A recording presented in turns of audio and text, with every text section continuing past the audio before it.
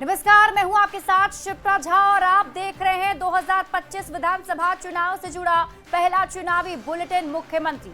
तो चलिए बिना देरी के शुरू करते हैं चुनावी खबरों का सबसे महत्वपूर्ण बुलेटिन मुख्यमंत्री। लालटेन वालों ने जंगल राज दिया, अब हम लोग कभी उसके साथ नहीं जा सकते हैं। एक मौका तेजस्वी को दीजिए, वैकेंसी ही नहीं है। और मुख्यमंत्री की शुरुआत सबसे बड़ी चुनावी खबर के साथ करेंगे। चुनावी साल में राहुल गांधी की यात्रा जैसे जैसे आगे बढ़ रही है, कारवां जुड़ता जा रहा है और विवाद भी बढ़ता जा रहा है। बिहार और बिहारियों को लेकर आपत्तिजनक टिप्पणी करने वाले तमिलनाडु के सीएम एमके स्टालिन को लेकर विवाद छिड़ गया। बीजेपी ने स्टालिन के जरिए राहुल गांधी को घेरा है। इस रिपोर्ट में देखिए।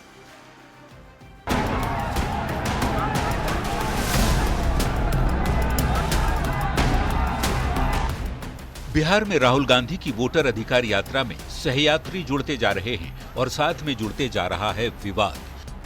यात्रा के 10वें दिन तेलंगाना के मुख्यमंत्री रेवंत रेड्डी जुड़े और 11वें दिन तमिलनाडु के सीएम एमके स्टालिन। ये दोनों वो नेता हैं जो बिहार और बिहारियों को लेकर कई बार आपत्तिजनक टिप्पणी कर चुके हैं। स्टालिन की पार्टी डीएमके के कई नेता और मंत्रियों ने तो सारी हदें पार कर दी, बिहार और बिहारियों को नीचा दिखाने में, बलात्कारी बताने में और बददिमाग ठहराने में। Your DMK people have been abusing the Bihar people as illiterates, as panipuri sellers, as toilet cleaners in Tamil Nadu.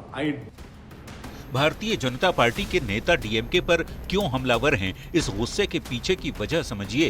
पहले ये जानिए कि बिहार और बिहारियों को लेकर एमके स्टालिन और उनके करीबी मंत्रियों ने क्या क्या कहा था। खुद एमके स्टालिन हिंदी भाषी बिहारी युवकों को नौकरी देने पर आपत्तिजनक टिप्पणी कर चुके हैं। तमिलनाडु के उद्योग मंत्री टीआरबी राजा ये कहते हैं कि बिहारी हमेशा नीचे ही रहेंगे, बिहार के लोग बलात्कारी और नक्सलवादी हैं। एक नहीं, सारे बिहारियों में यही दिक्कत है। पहले तो माफी मंगवाना चाहिए उन लोगों को कि बिहार के लोगों को कहते हैं कि पानी पूरी बेचते हैं, गाली देते हैं। एमके स्टालिन के खास और डीएमके सांसद दयानिधि मारन बिहारियों को सड़क और शौचालय की सफाई करने वाला बताते हैं। तमिलनाडु के मंत्री पी मूर्ति उत्तर भारतीय बिहारियों को चोर समझते हैं। शहरी विकास मंत्री केएम नेहरू बिहारियों को बददिमाग मानते हैं और स्टालिन की पार्टी डीएमके बिहारियों को सिर्फ पान पराग थूकने वाला और अनपढ़ समझती है। इन सारे बयानों को याद कर बौखलाई बीजेपी राहुल गांधी पर निशाना साध रही है कि जब बिहारियों का इतना अपमान किया तो वोट की भीख क्यों मांग रहे हैं। या तो आप माफी मांगिए, नहीं तो इसका खामियाजा आने वाले चुनाव में भुगतना पड़े। वोटर अधिकार यात्रा में एमके स्टालिन को सहयात्री बनाने पर घिरी कांग्रेस और आरजेडी पीएम मोदी के बयान की याद दिलाकर अपना बचाव कर रही है। नरेंद्र मोदी ने स्वयं बिहार के डीएनए पर सवाल खड़ा किया था और मुख्यमंत्री नीतीश कुमार ने बाल और नाखून कटवा करके दिल्ली भेजवाने का ट्रैक और ट्रैक काम किया था। बिहार में राहुल एनडीए को हराने के लिए अपना कुनबा बड़ा करने की कोशिश में है, लेकिन इस कुनबे में कुछ ऐसे नाम जुड़ गए जिसकी आलोचना खूब हो रही है। देखना होगा इससे इंडिया गठबंधन की छवि को कितना नुकसान पहुंचता है। पटना संवाददाता आनंद अमृतराज और मुजफ्फरपुर संवाददाता प्रियांक सौरभ के साथ ब्यूरो रिपोर्ट, न्यूज़ 18। और मुख्यमंत्री में बढ़ते हैं अगली खबर की ओर। प्रशांत किशोर मुसलमानों को वोट बैंक को अपने पाले में लाने के लिए एम पॉलिटिक्स कर रहे हैं और मुस्लिम मतदाताओं को गोलबंद करने में भी जुटे हुए हैं। पीके ने बीजेपी और आरजेडी पर एक साथ निशाना साधा है। पीके ने बिहार में से नीतीश कुमार को ही नहीं बल्कि यूपी में मुख्यमंत्री योगी आदित्यनाथ को भी हराने की हुंकार भर दी है, जिस पर बीजेपी ने पलटवार किया है। ये रिपोर्ट देखिए। आपको भाजपा का घर दिखाकर लाने की वोट लेके आए हैं।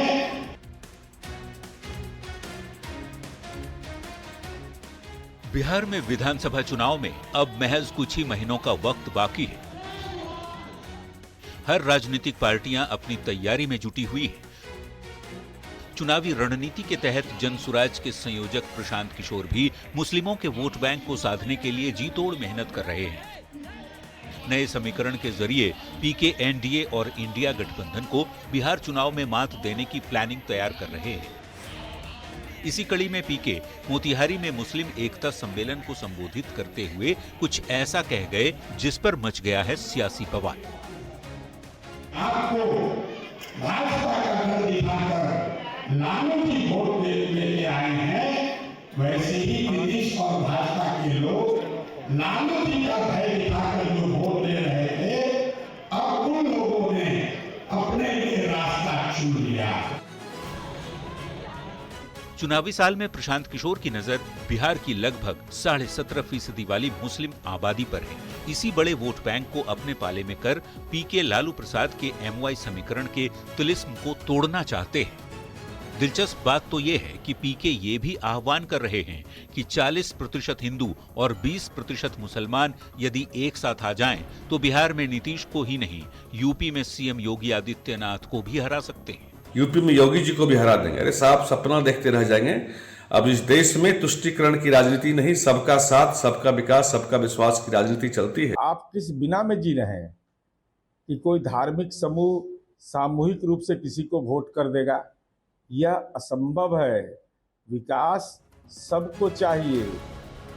प्रशांत किशोर मुसलमानों की मदद से बिहार में जनसुराज की जीत सुनिश्चित करने में लगे हैं। मुस्लिम और यादवों के समीकरण में सेंधमारी के लिए पीके ने अपना प्लान भी एक्टिव कर दिया है। प्रशांत किशोर का नया चुनावी फॉर्मूला आरजेडी और कांग्रेस को असहज कर रहा है, जो मुसलमानों के लिए नए विकल्प के तौर पर उभर कर सामने आए। ये बीजेपी की बी टीम बनकर काम कर रहे हैं। सेकुलर वोटों का बिखराव इनका मकसद है, लेकिन ये जो पब्लिक है ये सब जानती है, सबको पहचानती है। बाई इलेक्शन लड़के उन्होंने देख लिया ना, 4 सीट पर उम्मीदवार उतारे, 3 पर जमानत, जब फिर भी भ्रम में जी रहे हैं। मीडिया की उपज है, मीडिया में ही मारे जाएंगे। इंडिया गठबंधन की वोटर अधिकार यात्रा के बदले में बदलाव यात्रा और एनडीए के कार्यकर्ता सम्मेलन के बदले में एकता सम्मेलन प्रशांत किशोर खुले तौर पर बिहार चुनाव की लड़ाई को त्रिशंकु बनाने की कोशिश में हैं। लेकिन उनकी ये पहल बिहार की राजनीति में कितनी बदलाव ला सकती है, ये तो आने वाले चुनाव में ही पता चल पाएगा। मोतिहारी संवाददाता अवनीश सिंह और पटना संवाददाता आनंद अमृतराज के साथ ब्यूरो रिपोर्ट, न्यूज़ 18। मुख्यमंत्री में बढ़ते हैं अगली खबर की ओर। इंडिया गठबंधन में उम्मीदवारों के चयन को लेकर सिर्फ फुटअव्वल जारी है। कांग्रेस पार्टी अपनी स्क्रीनिंग कमेटी के जरिए कैंडिडेट का आवेदन जमा कर रही है। जिन सीटों पर आरजेडी और वाम दलों के उम्मीदवार पिछली बार जीते थे, इस सीट पर भी कांग्रेस उम्मीदवारों से आवेदन ले रही है, जिस पर लेफ्ट पार्टी सीपीआईएमएल ने नाराजगी जताई। इस रिपोर्ट में देखिए।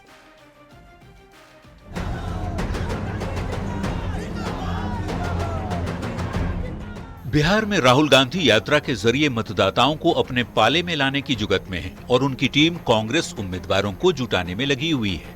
लेकिन कांग्रेस के काम करने का ये तरीका सहयोगियों को पसंद नहीं आ रहा। कांग्रेस की स्क्रीनिंग कमेटी के काम पर इंडिया गठबंधन के सहयोगी बेचैन हो रहे हैं। तनाव में आए काराकाट से सीपीआईएमएल विधायक अरुण सिंह कांग्रेस की मंशा पर ही सवाल खड़े कर रहे हैं। सुनिए। मैं समझता हूं कि ये कहीं ठीक नहीं है, ये इस तरह से नहीं करना चाहिए। इस तरह से करने से गठबंधन के अंदर थोड़ा सा माने गलत संदेश जाता है। बिहार चुनाव में उम्मीदवारों के चयन को लेकर कांग्रेस एक कदम आगे चल रही है। पिछले हफ्ते पटना कांग्रेस मुख्यालय में स्क्रीनिंग कमेटी ने बैठक की और अब कमेटी के सदस्य अलग अलग सीटों के प्रभारियों के साथ मिलकर उम्मीदवार का नाम फाइनल करने में लगे हैं। सहयोगियों की सीट पर कैंडिडेट के चयन को लेकर जब न्यूज़ 18 ने प्रणीति शिंदे से सवाल पूछा तो जवाब क्या था, जरा सुन लीजिए। अभी लोग जो है उनको पता नहीं, हमें भी पता नहीं कौन से मिलने वाले कौन से नहीं, तो जाहिर सी बात है कि आवेदन जो है जो सब तरफ से आए। कांग्रेस पार्टी की दलील है कि कार्यकर्ताओं को आवेदन देने से नहीं रोका जा सकता, जबकि आरजेडी कह रहा है कि स्क्रीनिंग कमेटी में नहीं कोऑर्डिनेशन में कैंडिडेट तय किए जाएंगे। ये कांग्रेस पार्टी को बिहार के सभी 243 सीटों से विधानसभा चुनाव के लिए आवेदन मिले हैं। आप कार्यकर्ताओं को आवेदन देने से नहीं रोक। और इंडिया महागठबंधन के समन्वय समिति की बैठक में सारे मामले पर चर्चा की जाएगी और सारे मामले का समाधान स्मूथली कर लिया जाएगा। इंडिया गठबंधन में उम्मीदवारों के चयन पर नूरा कुश्ती को लेकर एनडीए के नेता भी तंज कस रहे हैं। इन सभी दलों में फिलहाल नूरा कुश्ती चल रहा है और इस नूरा कुश्ती के बाद अगर कहीं सिर फुटौल की स्थिति न आ जाए, यह देखने वाला और समय ही बताएगा। ये माले कांग्रेस और राजद के बीच का जो गठबंधन है, ये मजबूरी का गठबंधन है, ये महागठबंधन नहीं है। इनका चरित्र कभी वेस्ट बंगाल में देखने को मिलता है, कभी केरल में देखने को मिलता है। बिना सीट बंटवारे के कांग्रेस महागठबंधन में लीड कर रही है। आरजेडी और वाम दलों की जीती हुई सीट पर भी उम्मीदवारों से आवेदन लेने का विरोध शुरू हो गया है। ऐसे में देखना होगा क्या कांग्रेस पीछे हटेगी या उसने ए टीम होने के दावे को और मजबूत करने का मन बना लिया है। सासाराम संवाददाता अजित कुमार और पटना संवाददाता रवि एस नारायण के साथ ब्यूरो रिपोर्ट, न्यूज़ 18। और मुख्यमंत्री में अब आपको सुनाते हैं बयान बवाली, यानी ऐसा बयान जिस पर बवाल मच गया है। नेता प्रतिपक्ष तेजस्वी यादव राहुल गांधी के साथ बिहार भर में वोटर अधिकार यात्रा कर रहे हैं और यात्रा के 11वें दिन तेजस्वी यादव राहुल गांधी और प्रियंका गांधी के साथ दरभंगा पहुंचे। वोटर अधिकार यात्रा में जुट रही भीड़ से गदगद तेजस्वी यादव ने कहा कि उन्हें जनता का पूरा आशीर्वाद मिल रहा है, लोगों का समर्थन मिल रहा है। और इस दौरान वोट चोरी के मुद्दे पर बोलते हुए तेजस्वी यादव ने एनडीए का नया नामकरण ही कर दिया और कहा एनडीए का मतलब है नहीं देंगे अधिकार। बिहार चुनाव में एनडीए जितना भी जोर लगा ले, नाकामयाबी ही हाथ लगेगी। तेजस्वी यादव के इस बयान पर सियासी बवाल मच गया है, आप भी सुनिए। जनता का पूरा जो है आशीर्वाद समर्थन मिल रहा है और जिस हिसाब से वोट की चोरी हो रही है, जनता जागरूक है, अपनी मत की रक्षा करेगी और आने वाले चुनाव में भाजपा एनडीए जो भी जोर लगाएंगे वो नाकामयाब रहेंगे। और एनडीए के लोग, एनडीए का फुल फॉर्म ही है नहीं देंगे अधिकार। और मुख्यमंत्री में अब आपको दिखाते हैं चुनावी वायरल, यानी ऐसी तस्वीर जो चुनावी मौसम में वायरल हो रही है। मोकामा के पूर्व विधायक और छोटे सरकार के नाम से मशहूर अनंत सिंह का एक वीडियो सोशल मीडिया पर तेजी से वायरल हो रहा है। इंटरनेट पर वायरल हो रहे इस वीडियो में अनंत सिंह अपने बेटे को घुड़सवारी करते सिखाते हुए नजर आ रहे हैं। आप भी देखिए घुड़सवारी के शौकीन अनंत सिंह का ये वीडियो। जेके बाघ का करेजा देके ऊपर वाला भेजा, घोड़े पर छोटे राजा और गाड़ी में छोटे सरकार। जिस शख्स को जाने पूरा हिंदुस्तान, उसके लिए तैयार है मैदान। मोकामा के बाहुबली और पूर्व विधायक अनंत सिंह के बेटे का ये वीडियो चुनावी साल में सोशल मीडिया पर तेजी से वायरल हो रहा है। वायरल वीडियो में अनंत सिंह के बेटे घुड़सवारी करते और खुद अनंत सिंह घुड़सवारी सिखाते नजर आ रहे हैं। अनंत सिंह का बेटा घोड़े का लगाम खींच रहा है और घुड़सवारी के शौकीन अनंत सिंह गाड़ी में बैठकर इस मौके का लुत्फ उठा रहे हैं। घोड़े पर बेटा और गाड़ी में पिता। छोटे सरकार का ये अंदाज सुर्खियों में है। फेसबुक, एक्स या फिर इंस्टाग्राम, हर प्लेटफॉर्म पर चारों तरफ वायरल हो रहा ये वीडियो चर्चा का विषय बना हुआ है, खासकर तब जब इसी साल के आखिर तक बिहार में चुनाव होने वाले हैं। पिछले चुनाव में महागठबंधन का हिस्सा रहे अनंत सिंह का रुझान इस बार एनडीए की ओर है। पंचमहला फायरिंग केस में जमानत मिलने के बाद अनंत सिंह जेल से बाहर आए और जेल से छूटते ही उन्होंने विधानसभा चुनाव लड़ने का ऐलान भी कर दिया। चुनाव है, कैसे देखना है? चुनाव है तो चुनाव लड़ेंगे। हाँ। किसी पार्टी से तय किया है सर? हाँ, किससे? नीतीश जी के पार्टी से। अनंत सिंह साफ साफ कह चुके हैं कि वे सीएम नीतीश कुमार की पार्टी जेडीयू से चुनाव लड़ेंगे। वही जेडीयू जिसकी टिकट पर अनंत सिंह पहली बार 2005 में विधायक बने, 2010 में जीत को दोहराया और 2015 में निर्दलीय मैदान में बाजी मारी। अपनी हाजिर जवाबी के लिए चर्चित अनंत सिंह जेल से निकलने के बाद एक बार फिर से सीएम नीतीश की जमकर तारीफ कर रहे हैं और दावा कर रहे हैं कि नीतीश ही मुख्यमंत्री बने रहेंगे। अभी 25 साल आओ। ही रहेंगे। हाँ। सोनू मोनू फायरिंग केस में जमानत मिलने के बाद अनंत सिंह के हौसले बुलंद हैं। फिलहाल छोटे सरकार की पत्नी नीलम देवी विधायक हैं। इस बार देखना होगा मोकामा का मैदान कौन मारता है। Bureau report, news 18।